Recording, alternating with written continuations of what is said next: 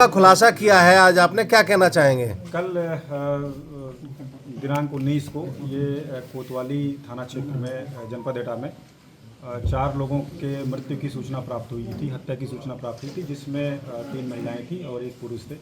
यहाँ पे घटनास्थल का इंस्पेक्शन किया गया और जो हमारी फॉरेंसिक टीम है, जो फॉरेंसिक एक्सपर्ट है, उनके द्वारा भी मौका मुआयना किया गया, सैंपल इकट्ठा किए गए।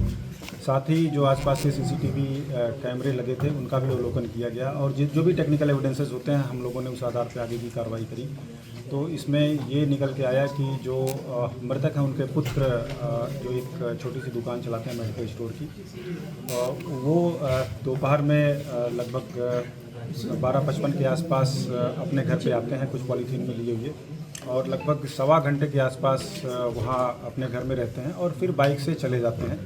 सभी तरफ कैमरे लगे हैं, घर के पीछे भी लगे हैं, घर के आगे भी लगे हैं और उनके जाने के लगभग 20 मिनट बाद उनका छोटा बेटा आता है जो घर के अंदर जाता है तो उसको डेड बॉडी इस तरह से दिखती है और बाहर आकर के वो सूचना देता है जो पड़ोसी के लोग हैं, फिर पुलिस को यह सूचना मिलती है। तो इसमें सारी चीज़ों की एनालिसिस की गई, देखा गया, CDR से लेकर सब कुछ देखा गया, आसपास भी लोगों से गोपनीय तरीके से भी जानकारी इकट्ठा की गई।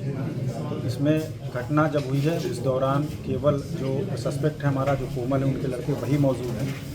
CDR के माध्यम से भी उनकी बेटी ने भी ये पुष्टि की कि जब 1 बजे के आसपास फ़ोन किया गया था तो घर से पता चला था कि फादर उपस्थित हैं और उनके जाने के बाद जो हमारे सस्पेक्ट थे, जो अब आरोपी हैं, उनके जाने के बाद और लड़के के आने के बीच में केवल 20 मिनट का अंतर है और 20 मिनट में कोई दूसरा आदमी आकर के कर जाए ये संभव नहीं है, ना ही कोई फुटेज और ना ही कोई एविडेंस ऐसे मिले। तो इससे साबित हुआ कि घटना इनके द्वारा की गई है। जब इनसे पूछताछ हुई तो इन्होंने भी इस बात को स्वीकारा, टैक्टिक्स अपना के काफ़ी पूछताछ की गई। इनके कपड़े का फोरेंसिक एग्जामिनेशन कराया गया जिसमें इनके कपड़े पे और जूते पे ब्लड स्टेन मिले।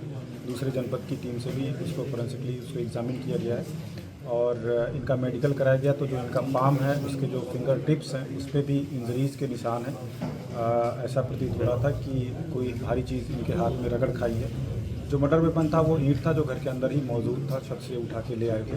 तो ये सारी चीज़ें कनेक्ट करती हैं कि मर्डर इनके द्वारा ही किया गया है। इनकी स्वीकारोक्ति भी है इस मामले में।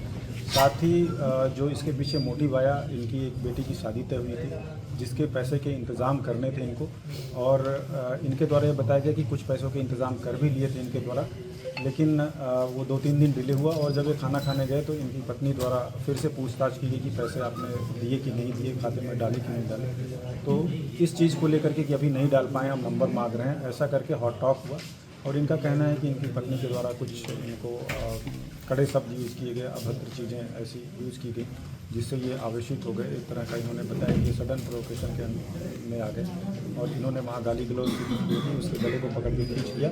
उस समय इनकी बेटी भी दूसरे कमरे में मौजूद थी, वो भी आई। लड़ाई झगड़े की स्थिति उत्पन्न हो गई, दोनों को इन्होंने गिरा दिया। तब फिर ये छत पे आराम से चले गए टहलते हुए और ईंट लेकर के आए और एकाएक इन्होंने 2-2, 3-3 ईंट मार दी। फिर इनकी जो मदर थी वो चिल्लाती हुई आई, शोर करने लगी, तो इन्होंने मदर के सिर पे भी एक बार कर दिया।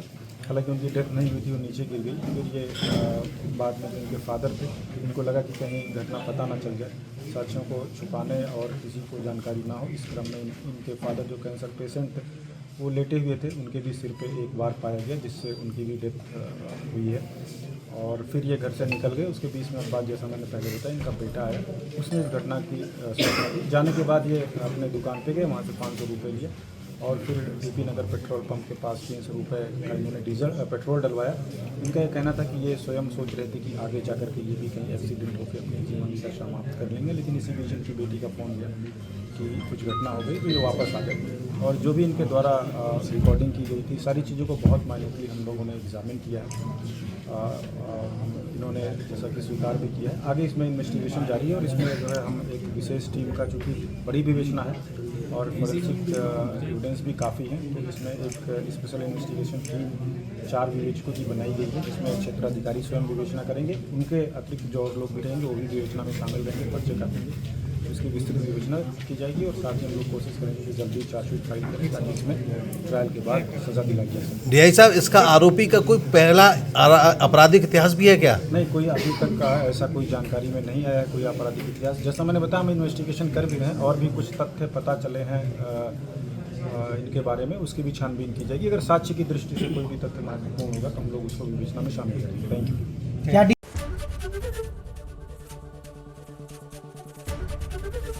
एबीपी गंगा, खबर आपकी, जुबान आपकी।